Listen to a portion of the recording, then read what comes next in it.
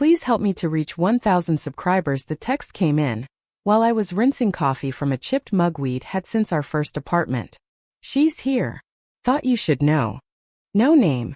Just a number I didn't recognize. For a second I thought it was a mistake, wrong person, wrong story. But then another message followed. A photo. Emily, standing under warm yellow lights I didn't recognize, her head tilted back in laughter. Not the polite laugh she used with coworkers or neighbors. The real one. The one that used to belong to quiet Sunday mornings and private jokes whispered into my shoulder. Across from her sat a man I'd never seen. He wasn't touching her. He didn't have to. Something in the way she leaned toward him, unguarded, easy, felt more intimate than a hand ever could. I stared at the screen until the coffee in the sink went cold. I didn't confront her that night. When she came home, she smelled like citrus and night air. She kissed my cheek, soft and familiar, and asked if I'd eaten. I remember noticing how normal everything sounded. Plates clinking. Water running. The television murmuring in the background. Normal can be the cruelest sound in the world. Long day? I asked. Yeah, she said, already turning away. Work stuff. She didn't meet my eyes. It was such a small thing. But small things are where doubt begins to live. For weeks I told myself I was being paranoid. People laugh with coworkers. People stay late. People change. But the changes kept coming. Her phone tilted away when I walked into the room. Showers the second she got home. New password she never mentioned. Once, at 2 in the morning, her screen lit up on the nightstand. Just a name and a single word. Miss you. She silenced it before I could pretend not to see. I lay there in the dark, listening to her breathing, wondering when love had turned into something I had to investigate. The truth didn't explode. It unfolded quietly.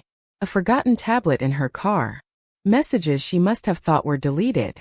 Inside them was a version of my wife I hadn't met in years, playful, curious, alive in a way she hadn't been with me. They talked about music, childhood dreams, restaurants we'd never tried.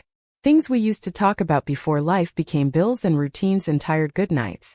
One message sat heavier than the rest. I don't know how to leave without breaking him. I read it 3 times. Not if. How. I expected rage. Instead I felt tired. Like the ending of a story I'd been trying too hard to keep alive. I watched her differently after that. How she hummed while cooking. How she tucked her hair behind her ear when she was nervous. How distance had been growing between us long before another man appeared. Betrayal rarely begins where you think it does. Sometimes it starts in silence. In conversations postponed.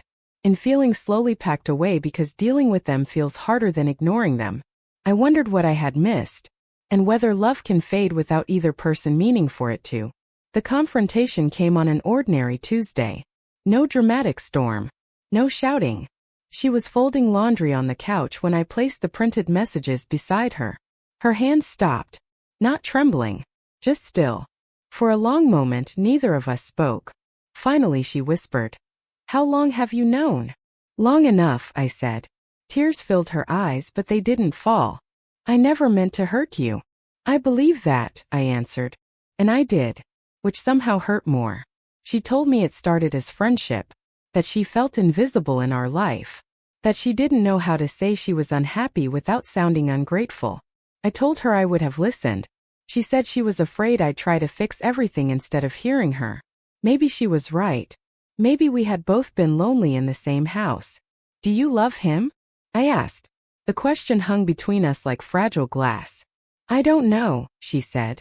But I know something is broken here. Honesty can sound like cruelty when you're the one receiving it. I nodded slowly, because arguing with the truth never saves anything. Ending a marriage isn't one moment. It's 1,000 tiny goodbyes. Signing papers in a quiet office. Dividing books neither of you will read again. Standing in rooms that echo differently when one voice is gone. The night she moved out, we stood by the door longer than necessary.